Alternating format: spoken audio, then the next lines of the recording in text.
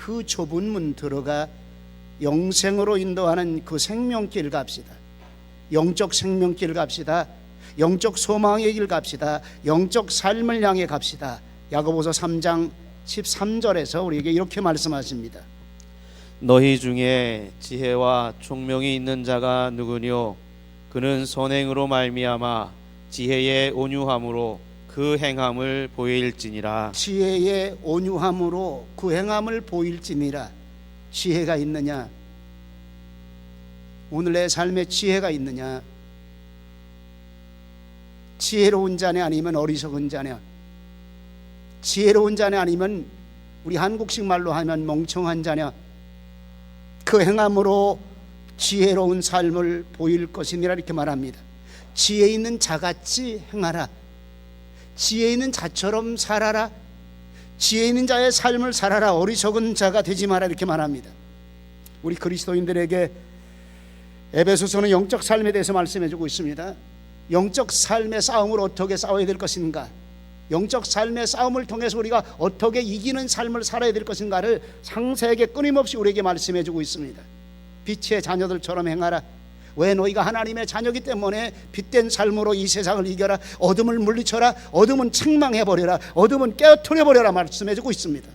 그런데 이 삶을 어떻게 살아야 될 것인가, 하나님의 구원받은 하나님의 백성들이 어떻게 이 삶을 살아야 될 것인가, 하나님의 의의 진리를 따라 거룩함으로 입으신 하나님의 자녀들 우리가 어떻게 행해야 될 것인가, 우리의 언어를 어떻게 행할 것인가, 우리의 행함을 어떻게 살 것인가, 빛된 자녀들처럼 착함과 의로움과 진실함이 있다는 사실입니다. 언어의 행함과 행동의 행함, 삶의 행함, 여기에서 우리가 그리스도를 따르는 참된 사람이냐 아니면 그냥 허망하게 왔다 갔다만 하고 마는 그런 사람이냐, 우리가 믿음의 사람이냐 천국의 소망을 가진 사람이냐, 그리스도 예수님을 참되게 따르는 그리스도인이냐는 판가로움은 우리가 우리의 행함으로 나타나는 삶을 통해서 나타나고 있다는 사실입니다. 한국교회가 질타하고 있습니다. 믿음만 얘기하지 마라. 주여 주여 주여만 얘기하지 마라. 주의 이름으로 행하는 자, 주 뜻대로 행하는 자, 행함 속에서 믿음의 결정체를 나타내고 행함 속에서 믿음의 아름다운 열매가 맺어진다는 사실을 성경은 끊임없이 얘기하면서 지금 한국교회에게 하나님의 메시지가 또 하나 증거되고 있다면 행함이 있는 믿음을 가져라. 열매가 있는 증거가 나타나는, 표현이 나타나는 그런 믿음을 가져라. 너희가 예수 믿는다고 말하면서 너희의 행동과 너희의 언어가 믿는 사람답지 못하고 있다면 이는 지혜로운 자가 아니라 이 말입니다. 행함과 언어는 마음이 다스립니다. 우리 마음이 좋은 마음 되시기 바랍니다. 생명을 다스리는 마음이 되시기 바랍니다. 하나님의 영적 은혜의 마음이 되시기 원합니다. 근데 마음을 다스리는 동기가 무엇인가 성경을 좀 깊이 있게 찾아보았는데 여러분들이요 놀라운 은혜를 발견합니다. 하나님이 주시는 지혜라는 사실입니다. 하나님이 주시는 지혜라는 사실입니다. 이 지혜를 어떻게 잘 활용하느냐에 따라서 우리가 영적 사람이 되어지고 그리고 영적 하나님의 백성의 아름다운 모습이 나타나고 있다는 사실을 가슴속에 기억하시기 바랍니다. 우리 마음을 다스리기 원합니다. 우리 마음을 마인드 컨트롤하기 원합니다. 그래서 하나님의 뜻을 알고 하나님의 그 뜻대로 살아가는 영적인 그리스도인, 하늘의 축복을 우리 가슴속에 심고 그대로 살아갈 수 있는 하나님의 사람, 십자가의 거룩한 은혜를 가슴에 심고 그대로 따라갈 수 있고 그대로 살 수 있는 하나님의 사람 어디서부터 올까요? 우리 마음으로부터 오는데 마음은 누가 다스리고 마음의 동기부여를 누가 만들어주고 있냐 이 말입니다. 하나님이 주시는 하나님의 지혜라는 사실입니다. 야고보서 1장 5절에 이렇게 말합니다. 같이 봉독 합니다. 너희 중에 누구든지 지혜가 부족하거든 모든 사람에게 후히 주시고 꾸짖지 아니하시는 하나님께 구하라. 기도하라고 말합니다. 기도 외에는 이런 유가 나갈 수 없다고 말합니다. 그런데 하나님은 안 들어주는 기도가 있어요. 너희 정욕으로 해서 기도하는 것. 기도하는 사람들의 얘기, 기도를 준비하는 사람들의 이야기를 쭉 들어보고 그리고 기도가 무엇을 위해서 기도하는가를 보면 거의 다 90%가 정욕으로 위해서 기도한다는 겁니다. 어떤 분은 목사님들의 기도 제목이 무엇인가를 은밀하게 쭉 파악하다 보니까 목사님들 모두가 모두가 자신의 정력으로 해서 기도하더라.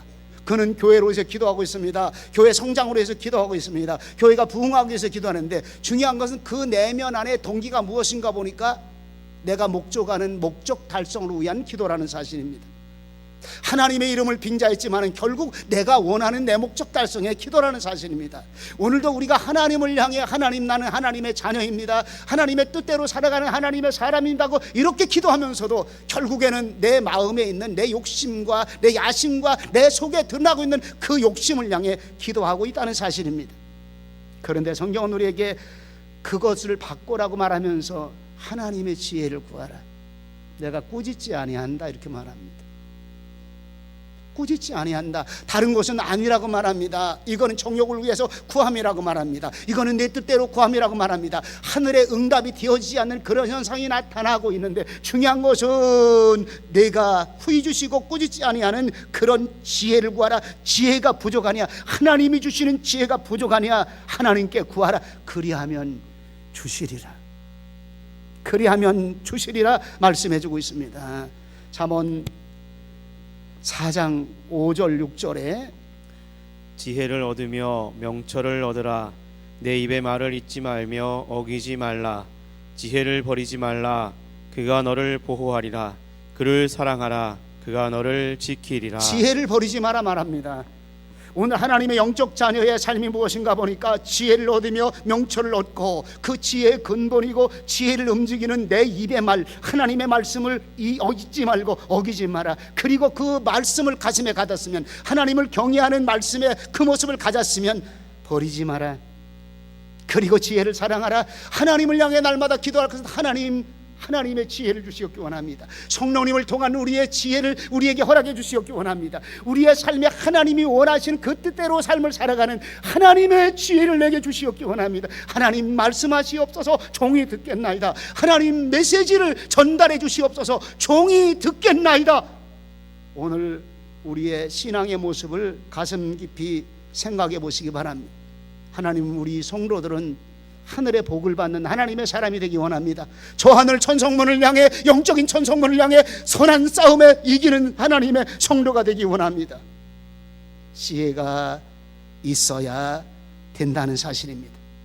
하나님의 영적 자녀이기 때문입니다. 하나님의 부르심을 입은 하나님의 사람들이기 때문입니다. 하나님의 영적 삶에서 우리가 넉넉히 이김으로 말미암아 하나님의 선한 뜻을 이루어가는 하나님의 사람이 되고, 하나님의 선한 뜻을 통해서 하나님의 복의 통로가 되어지는 이런 삶을 살기 위해서 우리에게 필요한 것들이 무엇인가 보니까 하나님의 지혜라는 사실입니다. 그래서 오늘 본문에 이렇게 말합니다. 지혜 없는 어리석은 자가 되지 마라. 지혜 없는 어리석은 자, 지혜 없는 무지한 자라 이렇게 말합니다.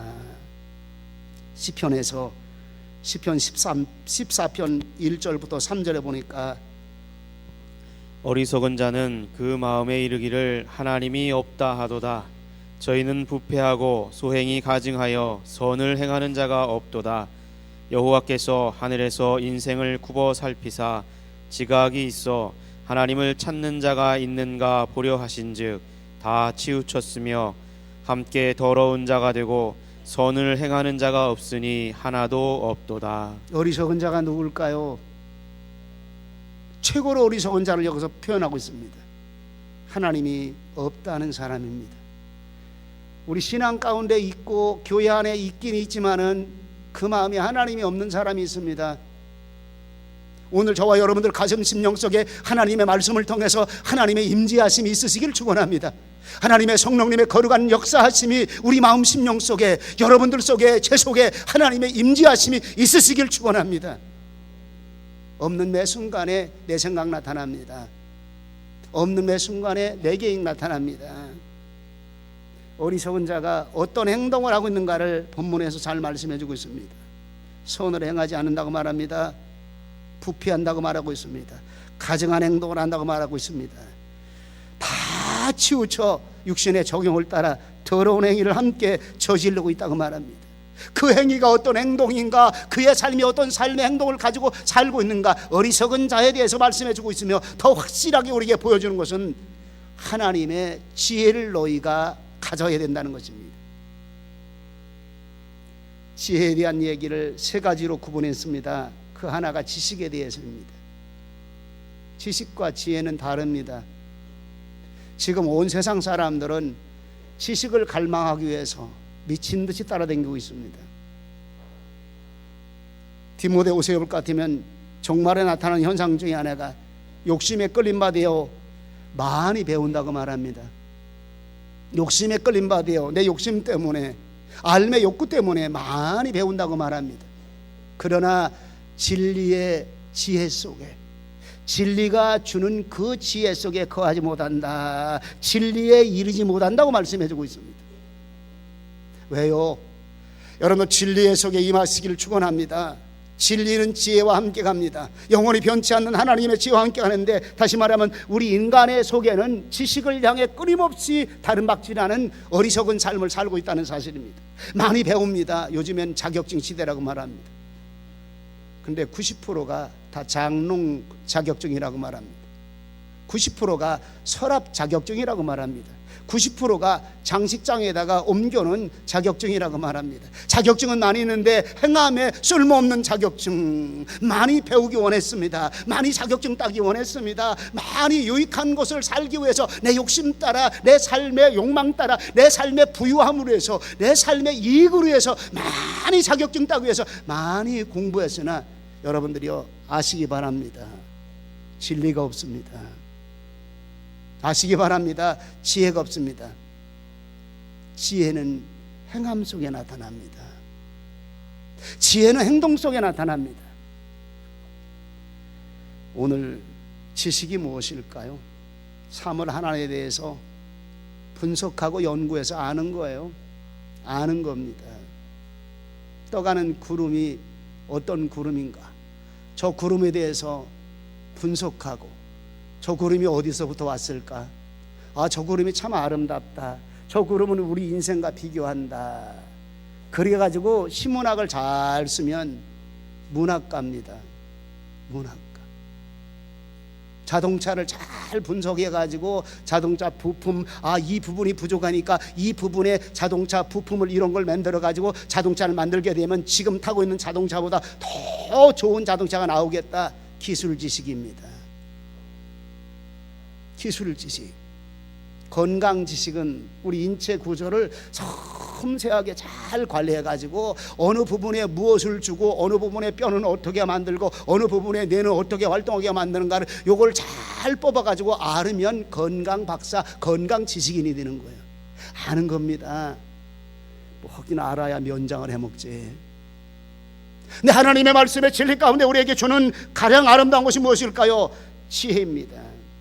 이 홍수 같은 지혜, 이 좋은 지혜, 이 선한 지혜를 어떻게 삶에 잘 적용하느냐, 어떻게 삶의 행동으로 잘 이끌어가서 선한 유익을 맺게 만드느냐, 아름다운 유익을 맺게 만드느냐, 좋은 삶의 유익을 맺게 만드느냐, 많은 사람에게 좋은 선한 유익을 주게 만드느냐, 그 유익을 주게 만드는 삶의 모든 환경과 현장 속에서 그 행동하는 행동 영역, 그 행동하는 행동 그 자체가 바로 지혜라는 사실입니다. 지혜 현장에는 시련이 다가옵니다. 각종 어려운 난관이 다가옵니다. 사람 관계로 얽매이고, 얽매이는 문제가 생깁니다. 그러나 이 모든 것들이 지식 가지고는 해결할 수가 없습니다. 지혜로운 자만이 아름답게, 선하게, 가장 유익하게 이 일들을 처리하는 것이 지혜라는 사실입니다. 그러면서 또 하나 필요한 게 뭘까요? 저와 여러분들 가슴 속에는 하나님이 주신 영적 지혜라는 사실입니다. 오늘 본문에서 우리에게 보여줍니다. 분별하는 영적 지혜가 뭘 것일까? 어떻게 행동할 것인가? 어떻게 실천할 것인가를 분별하는 영적 지혜가 무엇일까? 영적 지혜, 우리에게 가장 소중한 지혜입니다. 열왕기상 3장 16절 이후에 볼 것 같으면 솔로몬의 지혜로운 재판이 나타납니다. 참 잘 압니다. 많이 소개된 그런 내용입니다. 솔로몬 왕에게 여자 두 창기가 아들을 낳았습니다. 3일씩 건너서 아들을, 이쪽도 아들을 낳고 저쪽도 아들을 낳았는데 잠버릇이 좀 나쁜 사람인 것 같아요. 웬 잠자다가 자기 아들을 왜 덮쳐가지고 아들이 숨 막혀서 죽었어요. 그런데 이 여자가 한 집에 같이 살았다고 말합니다. 한 집에 같이 살은 그 다른 여자의 아들을 죽은 자기 아들과 바꿔놓고 두 사람이 싸워요. 죽은 아들을 눕혀놨던 이 여자, 젖을 먹이려고 아이를 끌어안고 보니까 애가 죽었어요. 날이 밝아 보니 내 아들이 아닙니다. 이게 내 아들이 아닙니다. 그래서 서로 지금 살아있는 이 아들이 내 아들이다, 내 아들이다, 내 아들이다 싸우다가 솔로몬 왕 앞에까지 온 거예요. 솔로몬 왕 앞에까지. 얼마나 많이 싸웠을까 생각해 보시기 바랍니다. 자식에 대한 문제니까 아마 목숨 걸고 싸웠을지도 몰라요. 솔로몬 왕에게 온 절을 솔로몬이 쭉 얘기를 다 들었어요. 이 얘기를 다 듣고 왕이 칼을 가져오라. 칼을 대령시켰습니다. 칼을 대령시켰습니다. 그리고 이 칼로 살아있는 저 아기, 저 아들 둘로 잘라서 나눠라. 엄중한 명령합니다. 쉽게 말하면 그냥 얘도 죽이라는 얘기죠. 반 잘라가지고 이 싸우는 두 예편네가 다 못 쓰겠으니까 반을 똑 잘라서 반씩 나눠 가져라. 반응이 나타납니다. 왕이요, 왕이요, 살려주시옵소서. 이 아기의 생명을 살려서 저희 여인에게 주시옵소서. 우리 아이의 생명이 살기를 원합니다. 또한 여인의 반응이 싸늘합니다. 왕이요, 현명한 판단이십니다. 참 옳으십니다. 반씩 나눠서 주시옵소서. 판결났습니다. 판결났습니다. 저 산자를 저 여인에게 주어라. 눈물 뿌려 살려달라고 하는 저 여인에게 주어라. 저 여인이 이 아이의 어민이다. 지혜 얘기입니다. 무슨 지혜일까요? 여러분들이요, 유익을 주는 지혜입니다. 생명을 살리는 지혜입니다. 여러분들이요, 하나님의 영적 지혜가 무엇을 말합니까? 하나님이 주신 지혜는 우리가 분명히 분별되어지는 사건이 나타나는 것이 오늘 본문의 말씀입니다.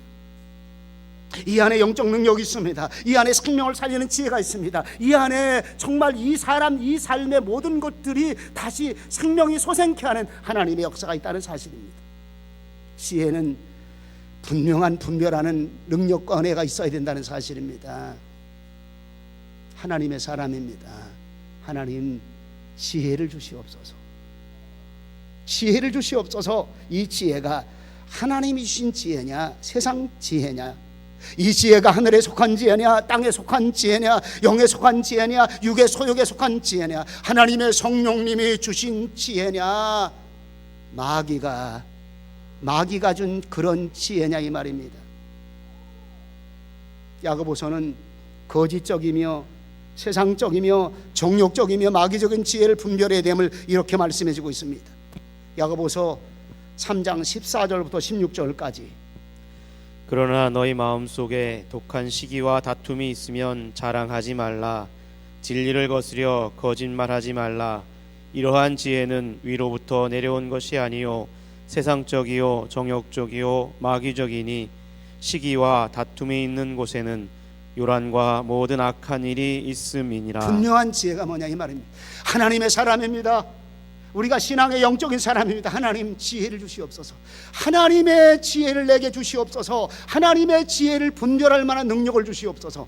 어떤 삶을 살아가야 될 것인가, 내가 하나님 앞에 영적으로, 하나님 앞에 바른 신앙으로, 하나님 앞에 말씀의 신앙으로 살아갈 수 있는, 하나님 분별할 수 있는, 이것이 하나님의 것으로 온 것인가, 영적인 것으로 온 것인가, 하늘에 속한 것인가, 아니면 마귀적인 것인가, 아니면 사탄적인 것인가, 하나님 분별하는 지혜를 주시옵소서. 세속적인 것인가 분별하는 지혜를 주시옵기 원합니다. 우리에게 필요한 것을 말씀해 주고 있어요. 거짓 지혜를 분별하게 되면 참 지혜가 무엇인가, 성령님의 지혜가 무엇인가를 우리에게 밝히 보여주고 있다는 사실입니다. 왜? 하나님의 사람들이기 때문에, 하나님의 사람의 삶이 우리 속에 있기 때문에, 바른 분별을 통해서 우리가 주님 따라가는 삶, 영적인 하늘의 소망을 따라가는 사람, 그리고 빛의 열매를 따라가는 하나님의 사람, 성령님의 열매, 빛의 열매로 나타나고 있다는 사실입니다. 참된 하늘에 주신 이 지혜는 열매로, 그리고 삶의 표현으로, 삶의 행동의 효과로 나타나고 있다는 사실입니다. 그래서 에베소 5장 8절부터 10절까지 이렇게 말씀합니다. 너희가 전에는 어두움이더니 이제는 주 안에서 빛이라. 빛의 자녀들처럼 행하라. 빛의 열매는 모든 착함과 의로움과 진실함에 있느니라. 주께 기쁘시게 할 것이 무엇인가 시험하여 보라. 하늘이 주신 하나님의 지혜가 어떤 거냐 이 말입니다. 진실함입니다. 착함입니다. 의로움 속에 있습니다. 다시 말하면 거꾸로 얘기하면 포악함 나타나지 마라 이 말입니다. 강포함 나타나지 말라 이 말입니다. 이런 것들은 하늘에 주신 지혜가 아니라 사단이가 우리 속에 들어와서 화와 분노를 통해서, 화와 혈기를 통해서 우리 마음을 다스림으로 말미암아 거짓 지혜로 나타나고 있다는 사실을 보여주고 있습니다. 야고보서 3장 17절부터 18절까지 오직 위로부터 난 지혜는 첫째 성결하고 다음에 화평하고 관용하고 양순하며 긍휼과 선한 열매가 가득하고 편벽과 거짓이 없나니 화평케 하는 자들은 화평으로 심어 의의 열매를 거두느니라. 아멘. 분별하는 지혜를 주십니다. 성결함입니다. 오늘 내가 하고 있는 행동이 하나님 앞에 성결함입니다. 다시 말하면 홀리니스, 거룩하게 구별된 행동을 하고 있느냐 이 말입니다. 아니면 내 욕심 따라 행동을 하고 있느냐 이 말입니다. 내 야심 따라, 내 욕망 따라 행동을 하고 있느냐 이 말입니다. 마태복음 5장 8절에 마음이 청결한 자는 복이 있나니, 마음이 청결할 때서야 하나님을 보는 겁니다. 내 야심과 욕망으로 가득 찬 자는 하나님을 볼 수가 없어요. 화평케 함이 나타납니다. 불화와 분쟁이 아닙니다. 다툼이 아닙니다. 피스메이커, 평화를 사랑하는 모습이 그 안에 나타나고 있다는 사실입니다. 오후 시간에 거짓 지혜가 무엇인가를 다시 섬세하게 여러분들과 함께 나누려고 합니다. 오늘 우리 속에 되어지는 우리의 지혜가, 행동하고 있는 삶의 우리의 경험과 지혜가 어떤 모습으로 나타나고 있느냐 이 말입니다. 화평함의, 화목함의 모습으로 나타나고 있다는 사실입니다. 관용함이 나타나고 있습니다. 용서함입니다. 우로부터 온 지혜를 통해서 관용하고 용서함으로 화평케 합니다. 양순함이 나타납니다. 어질양자에다가 순한 술자, 어짓고 순한 모습입니다. 포악하지 아니합니다. 거칠지 아니합니다. 투쟁적이지 아니합니다. 난폭하지 않습니다. 선한 모습으로 어질게 나타납니다. 순한 양과 같은 모습으로 나타납니다. 선한 열매가 가득함으로 나타난다고 말합니다. 선한 일을 행하며 선한 사업에 부하며 선을 행하는, 나눠주길 좋아하는 그 열매로 지혜로운 행동은 나타나고 있다는 사실입니다. 긍휼이 나타납니다. 주님의 이름으로 불쌍히 여깁니다. 주님의 이름으로 긍휼히 여김이 나타납니다. 그리고 편벽과 거짓이 없다. 편벽이란 말은 한쪽으로 치우침이 없다 이 말입니다. 다시 말하면 바른 공의가 나타난다 이 말입니다. 공평함의 공의가 나타난다 이 말입니다. 거짓 없이 반듯한 모습으로, 거짓 없이 정직한 모습으로, 거짓 없이 참된 의의 모습으로 나타나고 있다는 사실입니다. 그리고 화평으로 심어 의의 열매가 맺어집니다. 한마디로 말하면 정욕적이지 않습니다. 세속적이지 않습니다. 세상적이지 않습니다. 물질적인 것에 매여 있지 않습니다. 그러면서 이렇게 말합니다. 세월을 아끼라. 세월을 아끼라. 때가 악하니라 이렇게 말합니다. 이게 지혜라고 말합니다. 이 땅에 참된 지혜가 있는 사람은 세월을 아낄 줄 아는 사람입니다. 악한 세대 속에서 세월을 아낄 줄 아는 사람, 이 세월을 허송세월 보내지 않고 이 세월 속에서 참된 진리를 따라, 참된 하늘의 소망을 따라 살아가는 그런 모습을 얘기합니다. 어둠의 세상 속에 살고 있다고 말합니다. 죄악이 관용한 세상 속에 살고 있다고 말합니다. 하나님의 사람은 이 죄악과 관용한 세상 속에서도 세월을 아낍니다. 누구의 세월로? 하나님이 주신 카이로스의 세월이 있습니다. 질적인 시간들입니다. 하나님을 향해 쓰임받는 시간들입니다. 거룩함을 향해 쓰임받는 시간들입니다. 선을 행하고 나눠주기를 좋아하는 하나님의 성품의 삶으로 살아가는 카이로스의 시간, 질적인 시간들입니다. 오늘 저와 여러분들이 어떤 삶을 살고 있느냐는 것을 우리가 가슴 깊이 새겨봐야 된다는 사실입니다. 수많은 시간들을 카톡으로 4시간, 5시간씩 보내버리고 있는 크리스찬들 많아요. 별 쓸데없는 시간들로 우리의 시간들을 세상에 보내고 있는 사람이 얼마나 많아요. 지금 청소년들은 여러분들이요, 음란 오락물에 들어가서 평균 4시간, 5시간씩 이 시간을 보내고 있고, 이들 머릿속에는 악함으로 가득 채워 있고 오락으로 가득 채워 있고 세상의 정욕적인 모습으로 가득 채워진 이런 모습 속에서 우리 아이들이 살고 있다는 사실입니다. 이런 어둠의 세상 속에 세월을 이런 데 보내지 말고, 이 세월 지금 우리에게 마지막 종말이 다가옵니다. 중환자실에 들어가는 사람들이 가장 두려워하는 것은 병마의 치료가 아니라는 사실입니다. 어떻게 해서 내가 중환자실을 벗어날 수 있을까? 가장 두려운 게 중환자실에 누워서 가장 두려운 게, 가장 가슴으로 공포가 몰려오는 게, 가장 무섭게 다가오는 게 옆 사람 죽어나가는 겁니다. 시체가 죽어나가는 겁니다. 그때마다 내 인생에 정말 내 차례가 오지 아니할까 두렵다는 거죠. 여러분들이요, 중환자실이 아니라도 우리에겐 다가옵니다. 인생의 종말이 다가옵니다. 인생의 마지막이 다가옵니다. 인생의 끝날이 다가옵니다. 주님 만날 그 마지막의 종착점이 우리에게 다가오고 있다는 사실입니다. 이런 날이 우리에게 언제 올지 아무도 몰라요. 올 때는 순서가 있어요. 나이 많이 드신 분이 먼저 오셨어.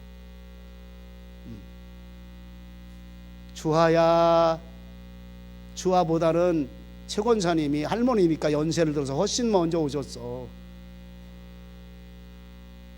가는 거는요, 인생의 종말을 맞이하는 건 순서 없어요. 수많은 장례를 치러보았습니다. 어떤 때는 어린 아가들 장례를 치릅니다. 어떤 때는 청년의 장례도 치러봅니다. 대부분은 우리가 볼 때 연세가 많이 드셔서 인생을 종말을 구하는 분들이 많은데, 여러분들 순서가 없다는 사실입니다. 교통사고가 사망 확률이 가장 높다는 거, 교통사고는 순서 없어요. 아이도 얘는 아직 세상을 더 많이 살아야 되는데 어찌 데려갑니까? 순서 없어요. 세월을 아끼라. 오늘 저와 여러분들 속에 가장 심각하게 다가오는 것이 무엇이겠습니까? 오늘 이 땅에 살아가는 이 세월의 시간이 불과 얼마 남지 않았다는 사실입니다. 잠깐이면 주님이 이 땅에 오신다고 말합니다. 마지막 재림의 그날들이 우리 속에 다가온다고 말씀해 주고 있습니다. 아니, 그냥 우리 개인적으로 바라본다고 할지라도 언제 어떻게 우리의 마지막 시간이 우리에게 다가올지는, 우리의 종말이 다가올지는 아무도 모른다는 사실입니다. 세상과 짝하고 살지 마라 이 말입니다. 세상의 죄악과 함께 살지 마라 이 말입니다. 이제는 너희가 지혜로운 삶이 무엇인가, 참된 가치 있는 삶이 무엇인가, 내가 가진 내 달란트, 내가 가진 삶의 모든 것들을 어떤 삶으로 살아갈 것인가, 지혜로운 삶을 살아라. 세월을 아끼라. 하나님 나라 위해서 세월을 아끼라. 그러면서 마지막 4번째로 이렇게 명합니다. 주의 뜻을 알아 살아가는 지혜. 17절에서 이렇게 말합니다. 그러므로 어리석은 자가 되지 말고 오직 주의 뜻이 무엇인가 이해하라. 아멘. 어리석은 자가 되지 말고, 먹고 마시고 세상에 취해 있는 그런 자가 되지 말고, 나를 향한 하나님의 뜻이 무엇인가를 이해하라. 그리고 너희 삶 속에 하나님의 뜻이 무엇인가 알고 이해가 되었으면 살아라. 이게 지혜입니다. 지혜는 분명한 목적을 가졌습니다. 지혜는 분명한 알을 가졌습니다. 지혜는 내게 지식으로 모든 것을 얻게 하셨습니다. 삶을 살아라. 유익한 삶을 살아라. 선을 행하는 일의 삶을 살아라. 영적 생명을 향한 그런 삶을 너희가 살아라. 이렇게 말합니다. 내 주어진 삶의 시간이 가장 값지게 쓰여라. 하나님을 알고 하나님의 뜻을 알고 그 뜻대로 살아가는 시간으로, 너희의 카이로스의 시간으로, 의미가 있는 시간으로, 질적인 시간으로 바꾸어라. 이렇게 말씀해 주고 있습니다. 시편 90편 12절에 보니까 우리에게 우리 날 계수함을 가르치사 지혜의 마음을 얻게 하소서. 우리의 날을 계수함을 잘 가르치라 이 말입니다. 주변에 들려오는 소식들이, 친구가 죽었다는 소식들이 전에는 뜨문뜨문, 40대 때는 뜨문뜨문 다가오더니만은 50대가 되고 60대가 되어지니까 자주 들려옵니다. 여러분, 들려오는 이런 소리를 통해서 장례식장에 장례 조문을 가서 여러분들 이것을 통해서 너희의 수를 세어보라, 너희의 인생이 얼마나 살 것인가를 수를 세어보라, 이런 것들이 바로 지혜라. 그리고 하나님 그 수를 따라 우리가 어떻게 지혜로운 삶을 살아가느냐.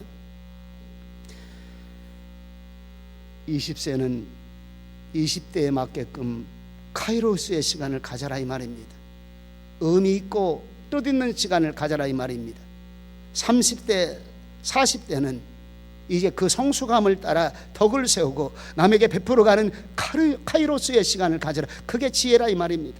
50대에는 주변과 많은 사람에게 유익을 주며 살아가고 60대는 이웃과 나와 민족을 위해 살아가는 삶의 생애에 유익을 주고 삶의 생애에 모범이 되는 삶을 살아라. 카이로스의 시간, 의미 있는 삶을 살아라. 이보다 더 구체적으로 말씀드리겠습니다. 이제 우리는 카이로스의 삶, 하늘의 소망을 가지고 하늘의 의미 있는 삶, 영적인 의미 있는 그런 시간의 삶을 사는 그런 지혜로운 자가 되라고 성경은 우리에게 말씀해주고 있습니다. 얼마 전에 미국에서 베스트셀러가 된 책 이름이 뭐냐 하면 재산 다 쓰고 죽어라. 제목이 그거예요. 재산 다 쓰고 죽어라. 다시 말하면 너희가 가지고 있는 재산 후손에게 많이 남겨주려고 하지 말고. 왜? 많이 남겨지면 남겨질수록 불화와 분란이 많이 나타나니까. 자녀에게 많이 주면 줄수록 자녀는 뒤진 인생을 사니까. 그리고 내 삶의 장래에 가야 될 저 하늘나라 목적을 향해 참된 시간과 의미를 따라 너희의 참된 삶의 행함을 따라 다 쓰고 죽어라. 다 쓰고 죽어라. 그러면서 인생을 미련하게 사는 사람들이 얼마나 많이 있는가를 말씀해주는 그런 내용들입니다. 내가 가진 재능, 내가 가진 실력. 방지일 목사님이 얼마 전에 이 땅에 마지막을 마치시고 소천하셨습니다. 수많은 분들이 그분의 삶을 존경하고 교훈 삼습니다. 그분이 하신 말씀 중에서 가장 가슴에 남는 이야기 하나가 있습니다. 나는 녹슬은 인생 살지 않기를 원한다. 내 인생은 달아 없어질 때까지, 내 인생은 달아 없어질 때까지 하나님을 위해서 쓰겠노라.